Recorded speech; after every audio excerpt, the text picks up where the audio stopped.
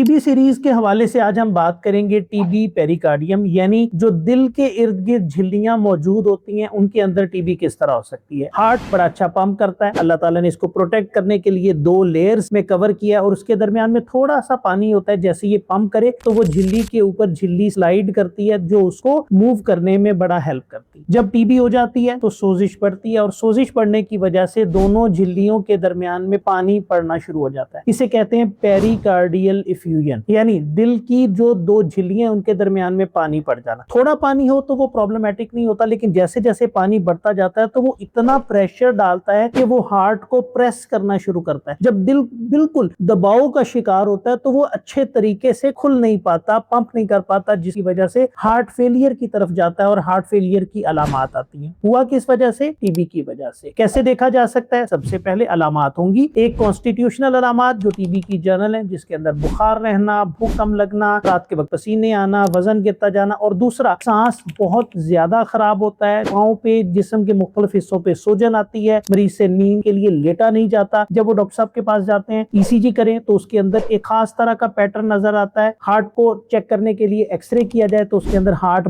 بڑا نظر آتا ہے، اور اسی طرح ایکو کارڈیوگرافی جو اسپیشل ٹیسٹ ہے دل کا، جسے دل کا الٹرا ساؤنڈ بھی کہتے ہیں، وہ کرتے ہیں تو نظر آ جاتا ہے کہ دل کے ارد گرد پانی جمع ہوا ہوا ہے۔ یہ صرف دیکھنے پہ پتا چلا، پھر اس کے بعد ایک نیڈل کے ذریعے، ایک سمپل سرنج کے ذریعے انجیکٹ کر کے اس پانی کو نکال لیا جاتا ہے اور نکال کے ٹیسٹ کرتے ہیں، لیبارٹری میں ٹیسٹ کے لیے بھجوا دیتے ہیں، اور اس کے اندر ایک خاص ایگزوڈیٹو لیمفوسائٹک یعنی ایک پیٹرن ہوتا ہے جس سے پتا لگ جاتا ہے کہ یہ ٹی بی ہے۔ اور جب ٹی بی کی تشخیص ہو جائے تو مینجمنٹ کو 3 حصوں میں ڈیوائیڈ کیا جاتا ہے۔ نمبر 1 جو وقتی طور پہ ہارٹ کی علامات ہیں اس کو ٹھیک کیا جائے۔ نمبر 2 اگر وہ پانی بہت زیادہ مقدار میں ہے اور ہارٹ کو بہت پریس کر رہا ہے تو اس پانی کو ڈرین کر دیا جاتا ہے۔ اور نمبر 3 جو ٹارگیٹڈ ٹی بی کا ٹریٹمنٹ، جو ٹی بی کے لیے دوائی دی جاتی ہے، وہ ویسے ہی دی جاتی ہے جیسے جسم کے مختلف حصوں کی ٹی بی ہو، جس میں 6 مہینے کا کورس ہوتا ہے۔ ٹی بی پیریکارڈیم امپورٹنٹ اینٹی ہے، اگر اس کو ٹائملی ڈائگنوز کر کے علاج نہ کیا جائے تو یہ پانی پڑا رہنے سے انفیکشن ہو کے ایڈہیژن بن کے کرنڈ سکار کی طرح اتنا سخت اور جکڑ جاتا ہے کہ یہ ہارٹ کو مستقل طور پہ دبا کے رکھتا ہے، اور بعض دفعہ ایک بہت بڑی سرجری کر کے جو اوپر والی لیئر ہے اس کو اتارا جاتا ہے۔